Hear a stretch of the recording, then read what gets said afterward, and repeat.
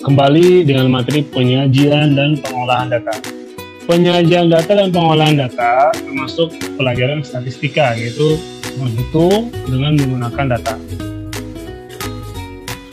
Sebelum data disajikan dan diolah, kita harus mengumpulkan data. Nah, apa data itu? Data merupakan catatan dari sekumpulan fakta atau informasi yang diperoleh dari pengamatan, wawancara, voting, angket, atau perhitungan langsung. Nah, kalau perhitungan langsung biasanya seperti pemilu, ya,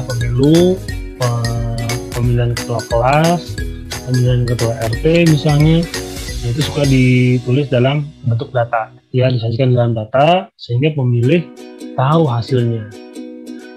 Nah, data dapat disajikan dalam bentuk angka atau kuantitatif, istilah lainnya, ataupun pengelompokan tertentu atau kualitatif. Data yang sudah diperoleh, harus disampaikan. Nah, untuk menyampaikannya banyak caranya, banyak tekniknya. Antara lain apa?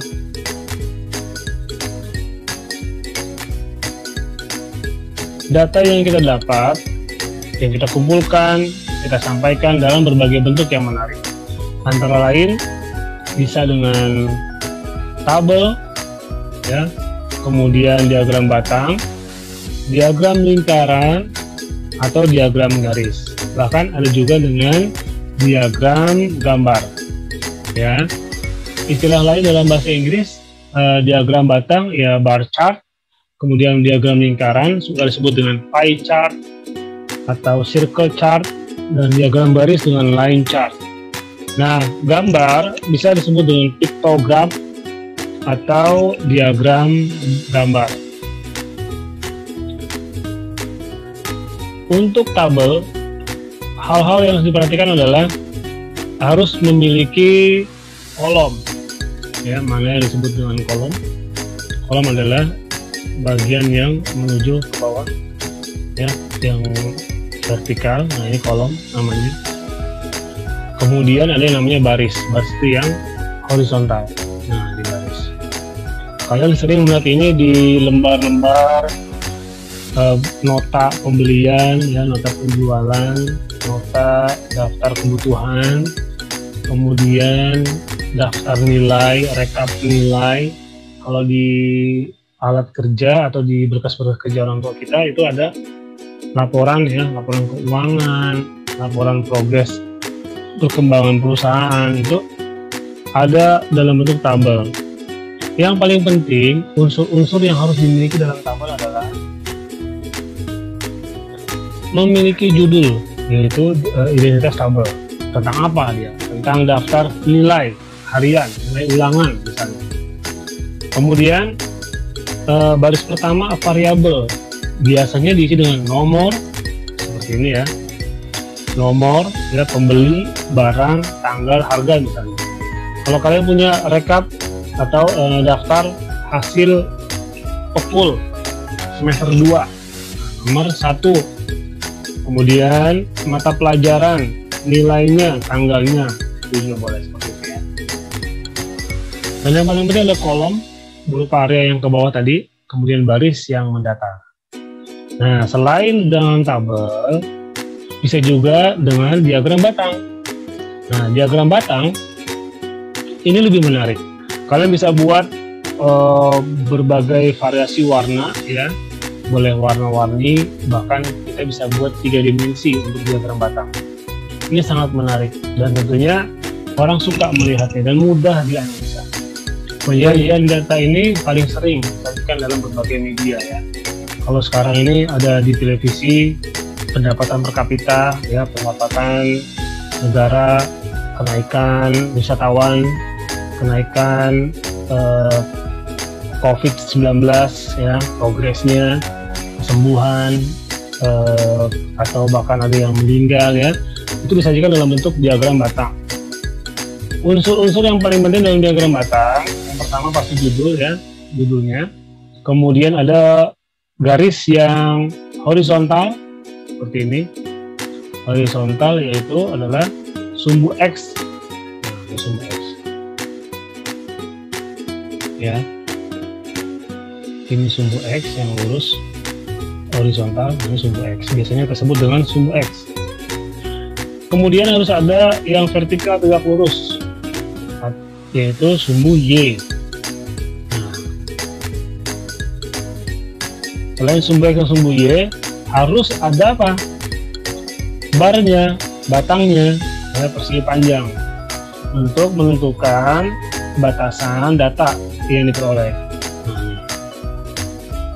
Ini boleh diwarnain apa aja, bebas ya, tergantung. Kalau tidak ada permintaan khusus, itu boleh bebas kalian warnain semenarik mungkin. Nah, ini diagram batang. Oke, yang harus ada apa aja dalam diagram batang? Tadi judul, kemudian dari sumbu X dan sumbu Y dengan nama variabel dan unit-unitnya masalah tadi. Kemudian persegi panjang yang panjang pendeknya sesuai dengan data, ya, yaitu bisa mewakili data yang tertera. Selain tabel diagram batang, kemudian juga kita bisa menampilkan data dalam bentuk diagram lingkaran. Diagram lingkaran ini juga menarik. Ini bisa kamu beri warna, ya, bisa 2 dimensi seperti ini, kemudian 3 dimensi, ya. Diagram lingkaran disebut juga dengan pie chart, diagram kue, ya, boleh juga. Kemudian warna itu penting untuk menentukan setiap bagian, setiap data, setiap apa yang dimaksud, seperti hobi, bola voli, renang, sepak bola, bulu tangkis, diberikan warna-warna yang berbeda. Selain memudahkan untuk menganalisa, juga ini membuat tampilan data semakin menarik, ya. Nah, ini biasanya dalam diagram lingkaran tertera persen atau derajat. Ya, di sini contohnya adalah persen. Jadi kalau dihitung total semua bagian, ini 100% kalau persen. Kalau lingkaran 360 derajat. Ya. Nah, bagian-bagian, setiap bagian data dengan jumlah-jumlah yang tertentu itu dibedakan warnanya dan diberikan batasan. Nah, ini namanya juring, ya. Namanya juring. Ini namanya juring.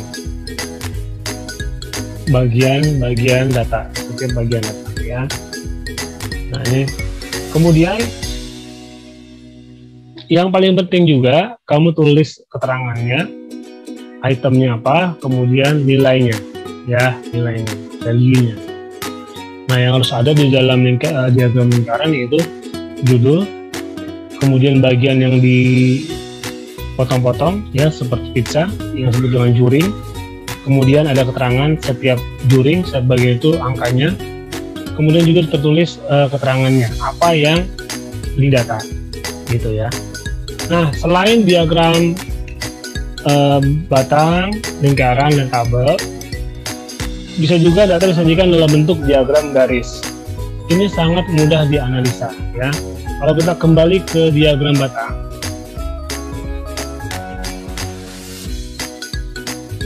nah, kita sudah membuat diagram batang.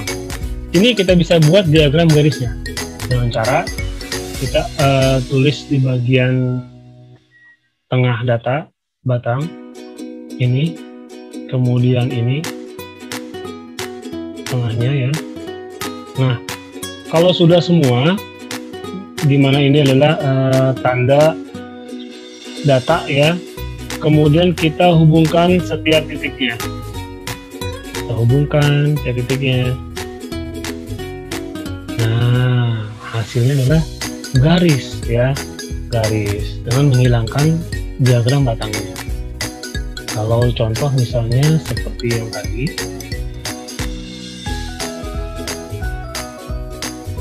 ini yang sudah jadi. Nah, ini yang sudah jadi, ya. Nah, dari sini paling gampang kita analisa apakah ada kenaikan atau penurunan. Misalkan nilai harian, nilai pekul pertama nilainya sekitar segini, ya. kemudian di hari berikutnya nilainya lebih karena belajar lebih semangat, maka dia akan naik dia garisnya.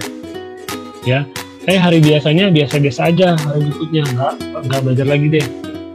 Nah, akhirnya dia dapat stuck, ya, stay di nilai yang seperti kemarin. Punya semangat lagi untuk belajar, naik lagi nilainya, ya.